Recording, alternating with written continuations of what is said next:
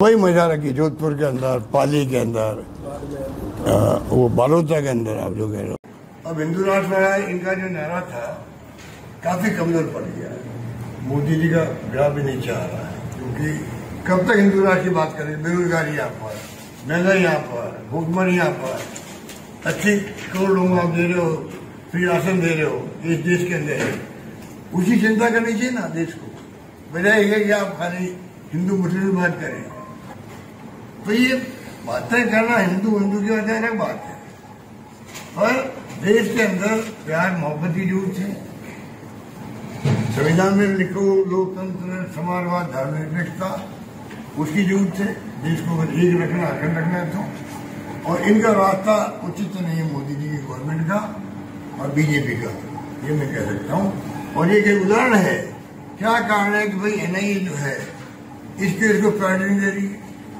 परसों prime minister आ रहे 25 को, पहले आए 1 महीना पहले आपके अमित शाह जी, तब मैंने कहा था अमित शाह जी को टैग किया था मेरे ख्याल में एक्स में, ट्विटर में, मैंने कहा वो जवाब देंगे, इसके ऊपर बोलेंगे, क्योंकि चुनाव मुद्दा में मेरे खिलाफ बनाया।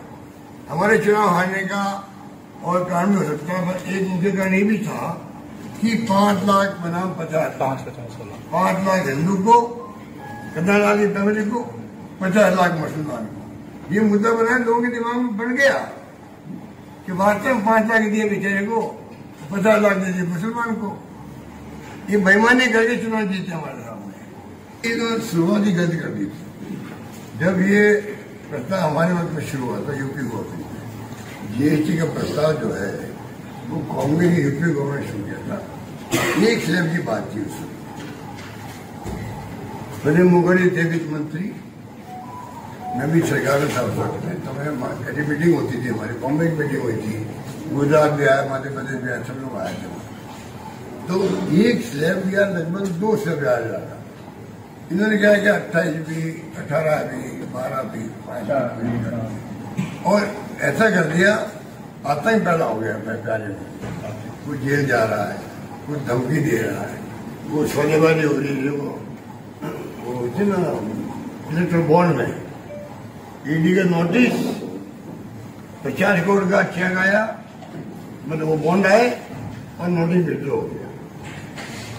वो ईडी जो इलेक्ट्रल बॉन्ड ने जो आतंक मचाया देश के अंदर पैसा इकट्ठा करने का, सुप्रीम कोर्ट ने उसको असंवैधानिक करार तो दे दिया। पैसा था, मतलब पैसा वापस वसूल होना चाहिए।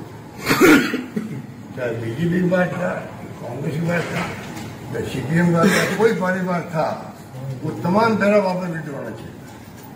और वो पीएम रिलीफ फंड में जमा हो जाता, वो पैसा पीएम रिलीफ फंड में पैसा हो जाता, वो तो उनके पास ही, सबके पास पैसा है। और लूटा एक दफा इन लोगों ने, थोड़ा बहुत कांग्रेस को मिला, सीपीएम को मिला, टीएमसी को मिला होगा, पर मेन बात जो थी वो तो हो गया।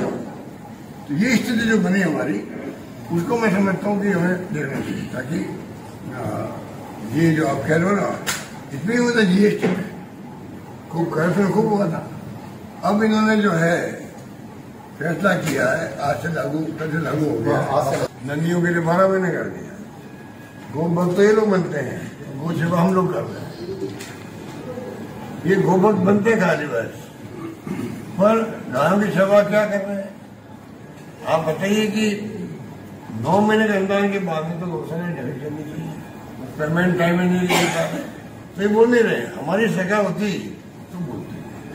इसमें ये लोग जो बीजेपी के लोग हैं, जो गोवध कहलाते हैं, ये भेदभाव कर रहे हैं। कल मैंने सुना है कोई मॉब लिंचिंग हो गई आपके यहाँ। मेरा मतलब ये जो आपको मैं बोल रहा हूँ, बड़ा बड़ा बातें कर रहा हूँ, तो कम से कम लड़ाई का मजा आता जा रहा। मतलब पंडित बलिदारी आ गए, नए आदमी है, थोड़ा सोचना पड़ता है, ह्यूमन नेचर होती है।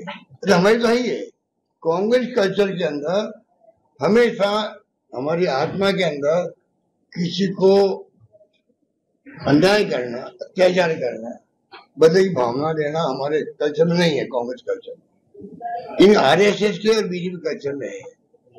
सरकार बनते ही पड़ोस में कौन होता, कांग्रेस ही, कोई ट्रांसफर करवा दो उसकी।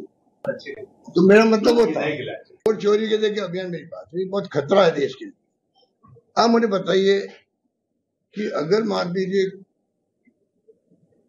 वोट का अधिकार सब काम नहीं रहे और जो व्यवहार कर रहा है इलेक्शन कमीशन वो बहुत खतरनाक व्यवहार कर रहा है, अनुभव से राज है, तो अगर वोट चोरी का जो माहौल बना है देश के अंदर, ईवीएम से पहले बना हुआ था, ईवीएम से पहले बना हुआ था, ईवीएम में भी गड़बड़ हो रही है, पब्लिक में आशंका थी, इसे और पक्की हो गई है, तो आरोप लगाते नहीं कमीशन और जवाब उसकी बजाय देती बीजेपी उसी दिन से मिली भगत। अगर आप ये वीडियो YouTube पर देख रहे हैं तो हमारे चैनल को सब्सक्राइब कर बेल आइकन दबाएं और Facebook पर देख रहे हैं तो हमारे पेज को लाइक करें।